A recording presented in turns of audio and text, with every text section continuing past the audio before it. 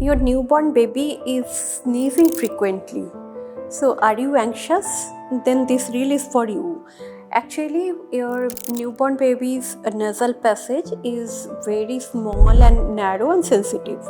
So, whenever they are smelling something or the room temperature suddenly decreasing, or the milk goes inside the nose or airway, then they can sneeze. This is perfectly normal.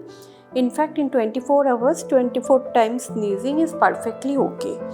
So when you are supposed to get worried, if your baby is having fever also along with, or a cold and cough and lethargic, then you should immediately connect to your pediatrician and take the proper help. So just save this reel for your newborn baby so that you will not panic unnecessarily.